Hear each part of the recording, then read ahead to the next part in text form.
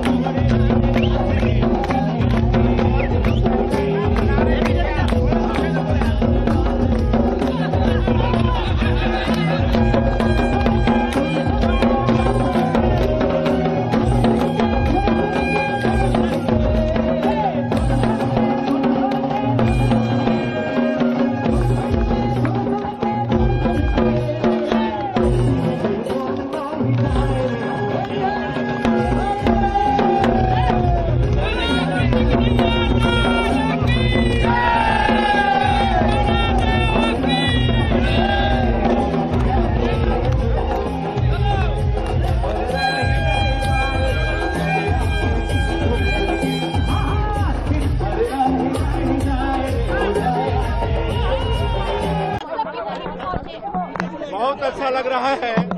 पिछले साल भी प्रेस क्लब के होली मिलन समारोह में आए थे।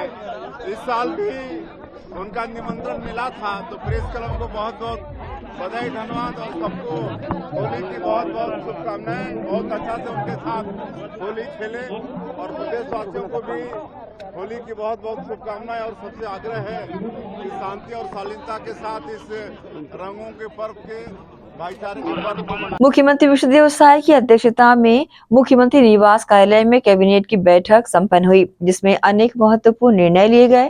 कैबिनेट की बैठक में लिए गए महत्वपूर्ण निर्णयों की जानकारी देते हुए उप मुख्यमंत्री अरुण साव ने कहा कि मंत्रिपरिषद ने राज्य में नक्सल समस्या के समाधान के लिए ठोस पहल करते हुए छत्तीसगढ़ नक्सलवाद उन्मूलन नीति 2023 के स्थान पर छत्तीसगढ़ नक्सलवादी आत्मसमर्पण पीड़ित राहत एवं पुनर्वास नीति 2025 को मंजूरी प्रदान की है। इस नीति के तहत आत्मसमर्पण करने वाले माओवादियों को आर्थिक सहायता, पुनर्वास, शिक्षा, रोजगार और सुरक्षा जैसी सुविधाएं दी जाएगी। छत्तीसगढ़ राज्य औद्योगिक सुरक्षा बल विधेयक 2025 विधानसभा के प्रारूप का अनुमोदन किया गया। छत्तीसगढ़ सहकारी सोसाइटी संशोधन विधेयक 2025 के प्रारूप का अनुमोदन किया गया। छत्तीसगढ़ निजी विश्वविद्यालय स्थापना एवं संचालन संशोधन विधेयक 2025 के प्रारूप का भी अनुमोदन किया गया। इसके अलावा कई अन्य महत्वपूर्ण निर्णय यहाँ लिए गए।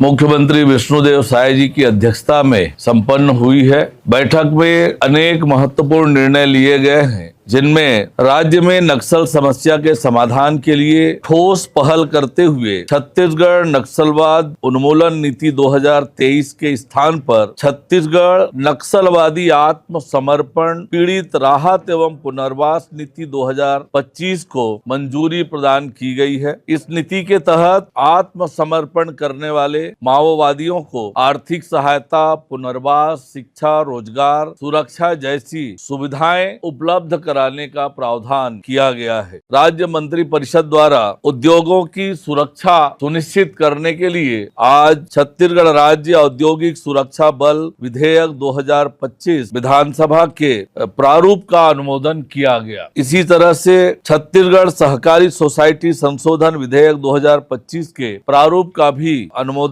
किया गया है। साथ ही छत्तीसगढ़ निजी विश्वविद्यालय स्थापना एवं संचालन संशोधन विधेयक 2025 के प्रारूप का भी अनुमोदन आज मंत्रिपरिषद में किया गया।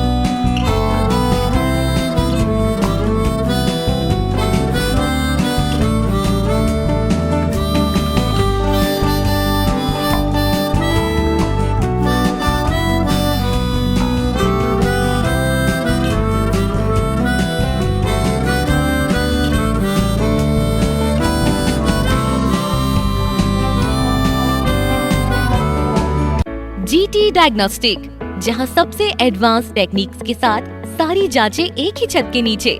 जीटी डायग्नोस्टिक लाए हैं आपके शहर में पहली बार मध्य भारत का सबसे एडवांस 3 टेस्ला एमआरआई, जो आपको देगा बेस्ट क्वालिटी इमेजेस और सारी स्कैनिंग 6 से 10 मिनट में हो जाती है, जहां आम एमआरआई मशीन 45 से 1 घंटे लेती है। इसमें है वाइट बोर, जिसमें मरीज अंदर जाते हैं तो उन्हें डर नहीं लगता, और साथ ही फीट फर्स्ट की सुविधा, डॉक्टर को इलाज करने में सुविधा। आप अपने डॉक्टर की सलाह से सही जगह एमआरआई कराएं। जीटी डायग्नोस्टिक सेंटर में multi slice CT scan, ultrasound, echo एवं समस्त बाकी जांचों की सुविधा एक ही छत के नीचे।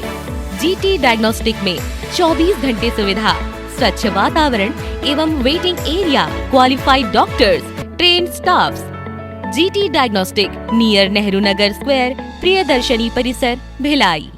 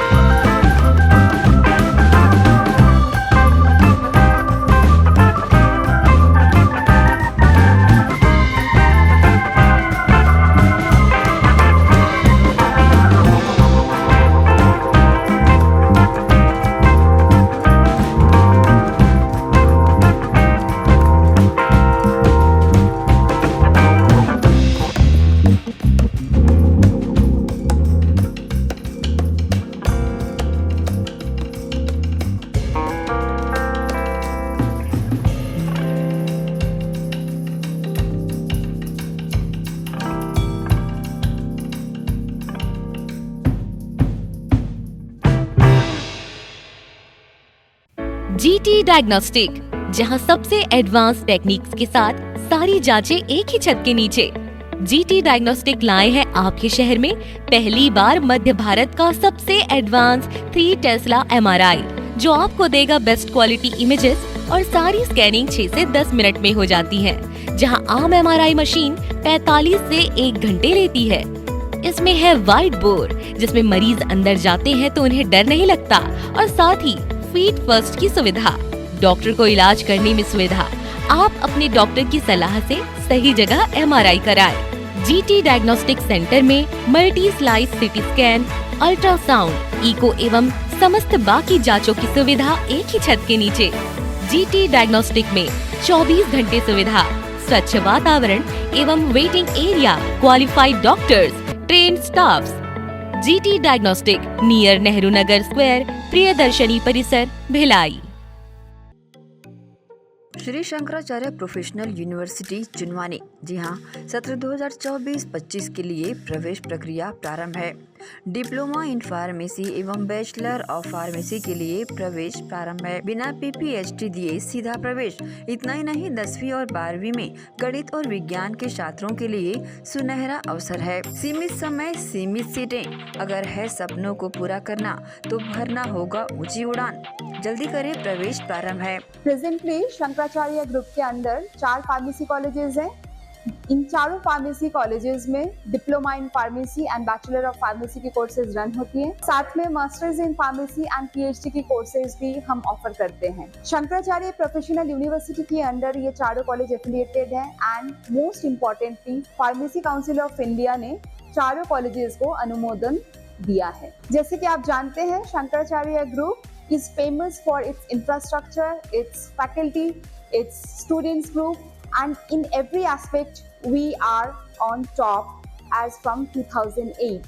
So in this year also, अगर आप चाहते हैं कि आप 12th के बाद साइंस में आपके भविष्य बनाना चाहते हैं तो शंकराचार्य प्रोफेशनल यूनिवर्सिटी में एक बार जरूर आए। फार्मेसी कोर्स में अभी डायरेक्ट एडमिशन 12th की परसेंट बेसिस पे दिया जा रहा है, तो जल्द से जल्द संपर्क करें। तो एडमिशन हेतु जल्दी करें। Shri Shankaracharya professional university Junwani, Bhilai, Chhattisgarh.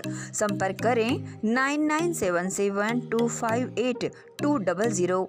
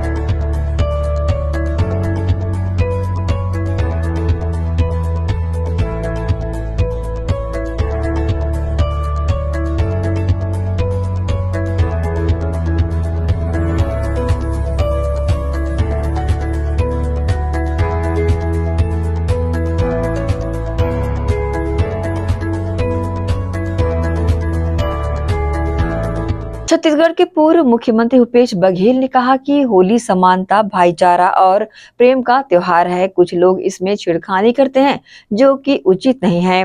ED के पास खुद का कोई दिमाग नहीं है। उन्होंने अपनी आत्मा सरकार के पास गिरवी रख दी है। ईश्वर से उनकी सद्बुद्धि के लिए कामना करता हूँ। तो कहना चाहेंगे छेड़खानी का वो रहता है कोई मैसेज देखिए, देना चाहेंगे? ये तो होली सत्ता पक्ष पे समानता का, भाईचारा का, प्रेम का त्यौहार है और खुशियाँ मनाने का त्यौहार है। सबके घर मिठाइयाँ बनती हैं, सबको एक दूसरे को गुलाल भी मलते हैं, रंग भी डालते हैं और गुजिया की मिठास भी सबके मुँह में होता है, तो बतासे भी रखते हैं।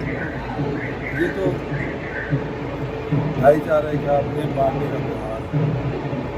कुछ लोग हैं छेड़खानी करते हैं, तो ये उचित भी नहीं है। ईडी को कोई मैसेज होली पे भगवान की सद्बुद्धि दे है, तो उनके पास बुद्धि है नहीं, क्योंकि सुप्रीम कोर्ट पहले कह चुका है वो तोता है, तो तोता जैसा कहा जाएगा वैसा करेंगे, उनका कोई दोष नहीं है, वो ऊपर वाले का है। और तो सरेंडर हो गए हैं, क्योंकि ये संवैधानिक संस्था है और इस संस्था के भी मतलब संस्था के जो मूल आत्मा है उसको गिरवी रख दिया सरकार। शहर के नए विकास कार्यों के साथ ही बजट की तैयारियों में जुटा दुर्ग नगर निगम। वहीं महापौर ने जनप्रतिनिधियों व पत्रकार चेंबर ऑफ कॉमर्स से चर्चा कर लिए और सुझाव लिए। दुर्ग नगर पालिका निगम के मोतीलाल सभागार में महापौर अलका बाघमार की अध्यक्षता एवं सभापति श्याम शर्मा सहित जनप्रतिनिधियों संजय बघेल, उपायुक्त मोहिंद्र साहू की उपस्थिति में शहर विकास और विभिन्न मुद्दों पर सार्थक चर्चा की गई। इस मौके पर पत्रकार, Indira market, chamber of commerce के व्यापारी सहित सामाजिक संस्थाओं ने बारी बारी अपने शहर के क्षेत्र के लिए अहम सुझाव दिए। ये तो हमारी एक छोटी सी 2-3 मांगे थी जो हम बहुत टाइम से प्रयत्न कर रहे हैं। बात बीजेपी की और कांग्रेस की यहाँ नहीं हो रही है, आपका पिछला कार्यकाल का है। अभी हमारा कार्यकाल चालू हुआ है और इसकी जानकारी हमें नहीं है। इस दौरान बैठक में सभी ने अपने अपने सुझावों में कहा कि इंदिरा मार्केट पार्किंग की व्यवस्था, रोड चौड़ीकरण, जर्जर बिल्डिंग्स का जीर्णोद्धार, बस संघ, बस स्टैंड नवीनीकरण, सुलभ शौचालय, टाइमिंग बढ़ाना, बसों की पार्किंग की व्यवस्था होना चाहिए और इन्हें चिन्हांकित भी करना चाहिए। इसके साथ ही अन्य विषयों पर यहाँ पर चर्चा कर सुझाव दिए गए। वहीं महापौर ने कहा कि शहर के नागरिकों के अलावा व्यवसाय को बढ़ावा मिलेगा और समस्याओं का समाधान भी होगा। बजट 2025 नागरिकों के लिए नए सुधार लेकर आया है, उनके लिए यह अच्छी शुरुआत भी करेगा। देखो, हम लोग जो बोल रहे हैं वही सही नहीं है। आप उनकी राय लेने के लिए हमने आपका प्रस्ताव मंगाया है। यदि हम कुछ रायपुर जाना या दिल्ली जाना, मान लो दिल्ली जाना है तो बेमेतर धमदा नाका से गाँव चौक तक जाएगा, जितना किला के लिए आई 9 बजे 10 बजे तक पहुंचेगी नहीं पहुंचेगी भगवान मालिक। ये स्थिति रायपुर में आई थी भैया, तो फिर बाद में फिर उठा के एक जगह भाटा गाँव बस स्टैंड बनाया, चारों तरफ बना रहे। आगे महापौर ने कहा कि शहर को व्यवस्थित करना है, जैसे कि सब्जी मार्केट, मछली, मटन, चिकन दुकान अलग अलग जगहों पर हो। मछली, मटन, चिकन दुकान को मार्केट से हटाकर किसी अन्य जगहों पर शिफ्ट करना चाहिए। महापौर ने आगे कहा कि हमको दुर्ग शहर को व्यवस्थित कर लोगों को रोजगार देने हैं।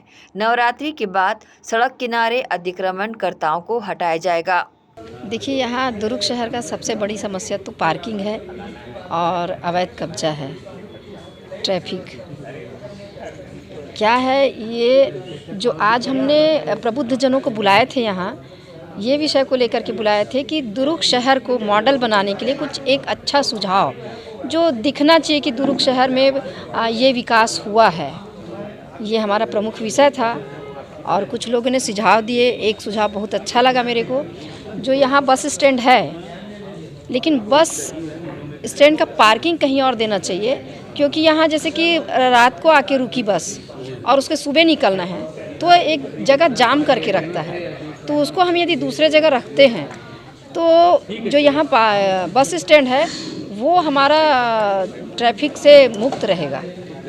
जो हो रहा था अभी हमारा पूरा कोशिश रहेगा कि हम क्रमबद्ध काम करें।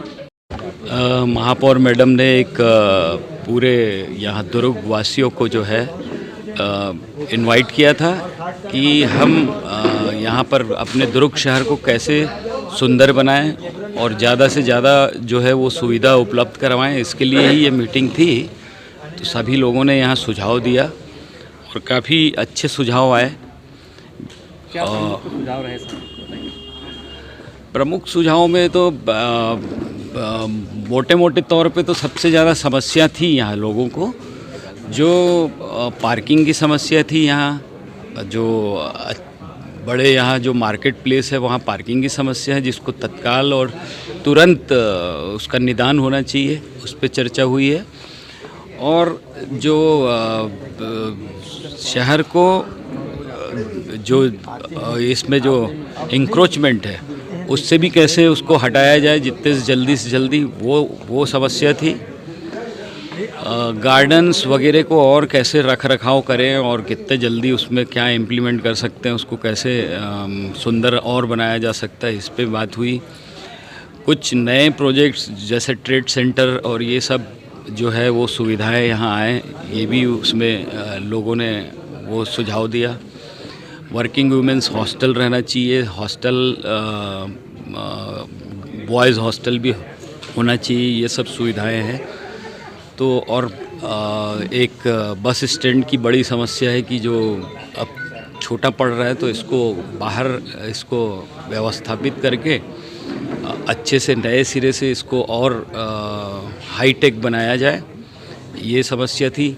शहर को सुरक्षित रखने के लिए और लोगों को बहुत अच्छे से सुरक्षित रखने के लिए सीसीटीवी कैमरा ज़्यादा से ज़्यादा लगे, ताकि लोग सर्विलेंस में रहे।